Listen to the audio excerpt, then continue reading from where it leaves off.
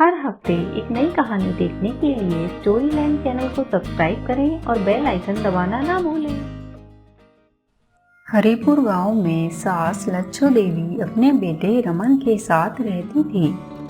लच्छो देवी की हमेशा से इच्छा थी कि वो अपने बेटे के लिए खूब सुंदर बहू लेके आए और उसे ढेर सारा दहेज भी मिल जाए। पर उसका बेटा एक दिन अपनी मर्जी से जानकी नाम की लड़की से शादी कर लेता है। जानकी सांवली पर बहुत गुणी होती है।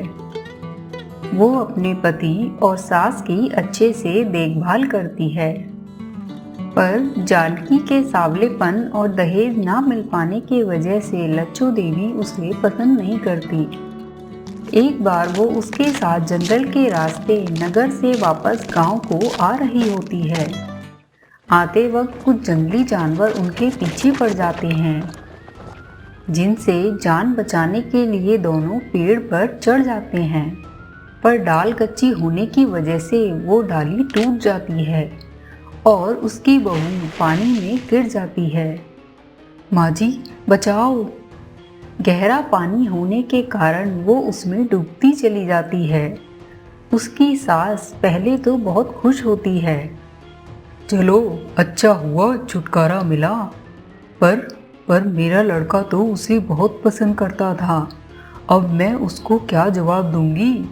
सबको मुझ पर ही शक होगा, कहीं वो मुझसे भी अलग ना हो जाए। ये सब सोचकर वो बहुत दुखी हो जाती है और नदी की देवी देवताओं से प्रार्थना करने लगती है। तभी एक देवी प्रकट होती हैं। आप इस निर्जन वन में क्यों विलाप कर रही हैं? मेरी बहू पानी में डूब गई है, कृपया उसे बचाएं। देवी नदी के अंदर से एक बहुत सुंदर सी लड़की निकाल के लाती हैं। क्या ये तुम्हारी वधू है? ये है तो नहीं वो। चलो जो गई सो गई, अब तो अच्छी मिल रही है। इसे देखकर तो मेरा बेटा उस सांवली को भूल ही जाएगा। हाँ यही मेरी बहू है। आपका बहुत बहुत धन्यवाद देवी। पर ध्यान रहे, ये तुम्हारी वधू का दूसरा जीवन है।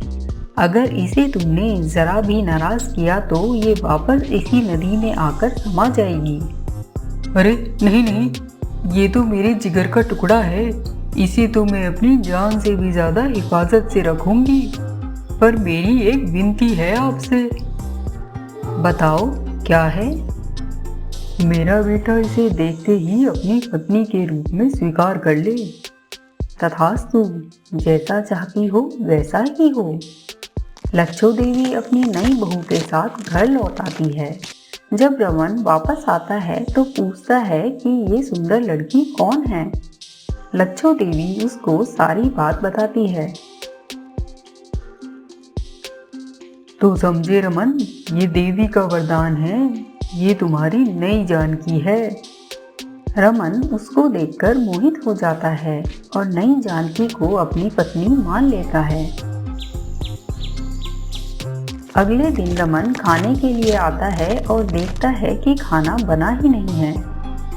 अरे जानकी, भूख लग रही है, इतनी देर कहाँ लगा दी तुमने? भूख से प्राण निकले जा रहे हैं, कुछ तो ला दो खाने के लिए। अरे अभी तो मेरी फूल सी बहू थक गई होगी। जा बेटा, तू जाके आराम कर, मैं देती हूँ खाना रमन को। ठीक है माँ, जल्दी से ले आओ, मुझे देर हो रही है, मुझे ट्रेन भी पकड़नी है। रमन शहर के लिए निकलता है।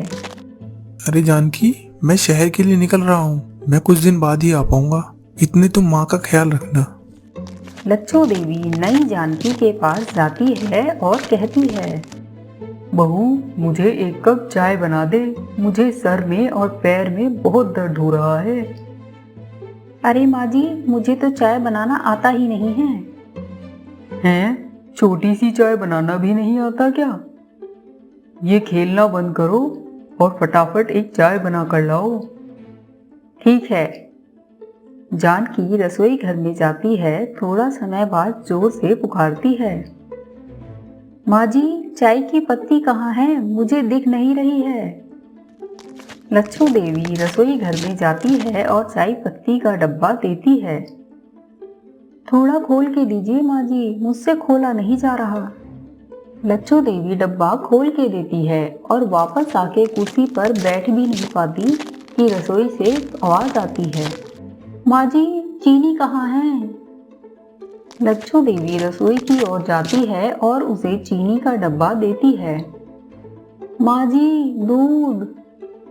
लच्छू देवी रसोई की ओर जाती है और उसे दूध का पैकेट देती है। माँ जी माचिस। तू रहने दे, मेरी चाय मैं खुद ही बना लूंगी, तू जा अपने कमरे में। लच्छू देवी रसोई में चाय बना रही होती है कि बाहर से एक आवाज आती है, माँ जी अगर चाय बन गई है तो मुझे भी एक कप दे दीजिएगा। लच्छू देवी गुस्से से दोनों के लिए चाय बनाकर ले आती है। चाय पीते हुए नई जानकी पूछती है, माँ जी आज रात के खाने में क्या बनेगा? तुम्हें क्या आता है? आता तो मुझे कुछ नहीं है, मैं तो बस खा सकती हूँ, लेकिन आपकी मदद कर सकती हूँ जैसे मैंने अभी चाय बनाने में की। जैसे तैसे करके सास ने अपनी बहू की मदद से रात का खाना बनाया और सोने चली गई। अगले दिन लच्छू देवी नई जानकी के पास जाती है और कहती है, बहू उठो, बहुत देर हो गई है। अरे माँ जी अभी तो सुबह के 3 ही बजे हैं। सुबह के? हे भगवान देवी जी, वो सुबह के नहीं दोपहर के 3 हैं। तेरे घर के क्या कुंभकर्ण के परिवार से हैं, और सुबह से मैंने सारे काम खत्म कर दिए। अरे माँ जी जब सारे काम खत्म हो गए तो मुझे क्यों परेशान कर रही हैं? मुझे सोने दीजिए ना, और अगर आप अपने लिए चाय बना रही हैं तो मेरे लिए भी एक कप बना दीजिएगा। लच्छू देवी दंग रह जाती है और जल की देवी की बात याद करके अपना गुस्से को पी जाती है। कुछ ही दिनों में लच्छू देवी को ये एहसास हुआ कि वो इस लड़की को ले तो आई है, पर ये बहू कुछ काम नहीं करती, बस सस्ती सवरती है। सारा काम लच्छू को ही करना पड़ता, खाना पकाना, बर्तन धोना, कपड़े धोना, जानवरों की देखभाल, सब कुछ। सारे काम कर करके वो परेशान हो जाती, पर वो उसे कुछ कह भी नहीं सकती थी क्योंकि वही उसे पसंद करके लेकर आई थी, और उसने उससे कुछ कहा तो वरदान के अनुसार वो वापस उसी नदी में चली जाएगी। एक बार लच्छू देवी की तबीयत बहुत खराब होती है। अरे बहू जरा थोड़ा पानी तो देना, दवाई खा लूं। क्यों ये आपकी माँ मुझसे काम करने को कहती रहती है? मैं अभी जाता हूँ और पूछता हूँ कि क्या बात है। माँ ये आप क्या जरा जरा सी बात के लिए मेरी पत्नी को बुलाती हो? खुद नहीं ले सकती क्या पानी? यहीं पास में ही तो रखा है। लच्छू देवी रमन के व्यवहार में आए इस बदलाव को देखती रह जाती है, पर वो रोते हुए उसी तालाब के पास जाती है। हे नदी की देवी, मुझे माफ कर दो। मैंने आपसे झूठ बोला कि वो सुंदर लड़की ही मेरी बहू थी। मेरी बहू जैसी भी थी, कितनी गुणी थी। मुझे मेरी बहू वापस कर दीजिए। तभी नदी की देवी उसकी बहू जानकी के साथ निकल कर आती हैं। सास जानकी को देखकर हैरान रह जाती है। अरे ये तो मेरी बहू जानकी है। हाँ मैं जानती हूँ, और मुझे बहुत खुशी है कि तुम्हें ये एहसास तो हुआ। जब पिछली बार तुम्हारी बहू नदी में गिरी थी तो मेरे रक्षकों ने इसे बचाया और मेरे पास लेकर आए। तब इसने हमें तुम्हारे बारे में बताया और कहा कि ये वापस नहीं जाना चाहती। उसकी सास की खुशी में ही उसकी खुशी है। और वो नई जानकी? तब तुम्हारी गलती का एहसास तुम्हें कराने के लिए मैंने वो लीला रची।